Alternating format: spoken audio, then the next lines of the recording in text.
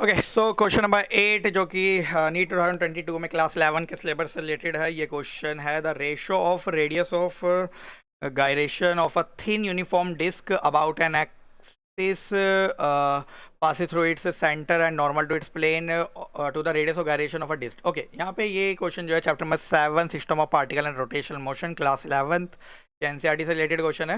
यहाँ पे दो बॉडी आपको दे रखी है यूनिफॉर्म डिस्क, और दूसरी आपको दे रखी है radius of gyration about the diameter. ठीक है, आपको डिस्क दे रखा है, एक में radius of gyration uniform about the axis passing through its centre निकालना है। ठीक है, यानी कि कुछ इस तरह से क्वेश्चन है कि एक डिस्क है, ठीक है, डिस्क को पहले रोटेट कर रहे हैं सेंटर से।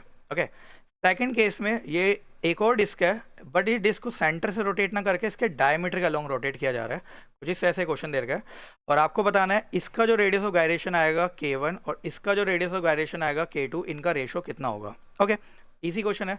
रेडियस ऑफ गायरेशन अगर किसी को पता हो तो रेडियस ऑफ गायरेशन का मतलब होता है एक डिस्टेंस, एक पॉइंट से लेके जिस पॉइंट से आप रोटेट करा रहे हो, यानी कि एक्सिस ऑफ रोटेशन से लेके वो पॉइंट जहाँ पे बॉडी का सारा मास एग्जिस्ट करता है, उसे बोलते हैं रेडियस ऑफ गायरेशन।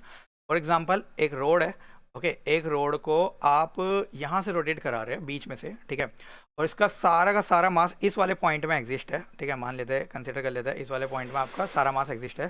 तो यहाँ से लेके यहाँ तक का जो डिस्टेंस होता है, इसी को क्या नाम दिया जाता है, आपका रेडियस ऑफ गायरेशन नाम दिया जाता है। ठीक है, जनरली रेडियस ऑफ गायरेशन का फॉर्मूला फिक्स होता है, वो होता है I is equal to M के स्क्वायर करके। ओके, यहाँ पे एम मास है, आई यहाँ पे मोमेंट ऑफ इनर्शिया को डिनोट कर रहा है, के यहाँ पे रेडियस ऑफ गायरेशन को डिनोट कर रहा है। ठीक है, मैं यहाँ पे एक एक करके K1 निकाल लेता हूँ, फिर K2, एंड दोनों को डिवाइड करके आपका आंसर, फाइनल आंसर आ जाएगा। Okay, moment of inertia of a disc का जो होता है, डिस्क का moment of inertia basically mr² upon में 2 करके होता है। ओके, यहाँ से अगर मैं इस फॉर्मूले से I is equal to M के स्क्वायर से अगर मैं कंपेयर करूँ इसे, I1 is equal to M के स्क्वायर, और इन दोनों को अगर आप K1 मान लेते हैं, इन दोनों को अगर आप कंपेयर करेंगे तो आपको K1 की वैल्यू मिल जाएगी जो कि आपकी आएगी R अपॉन में √2 करके। ओके, सेम आप यहाँ से निकाल सकते हैं moment of inertia I2 is equal to moment of inertia of a disc about its diameter. अगर आप डायमीटर के लोग अगर आप मोमेंट ऑफ इनर्शिया निकाल रहे हैं, तब मोमेंट ऑफ इनर्शिया का फॉर्मूला होता है mr² अपॉन में 4 करके। ओके, फिर मैं इसको दोबारा कंपेयर करता हूँ रेडियस ऑफ गायरेशन के फॉर्मूले से, I2 is equal to M के स्क्वायर, क्योंकि रेडियस ऑफ गायरेशन का फॉर्मूला फिक्स है।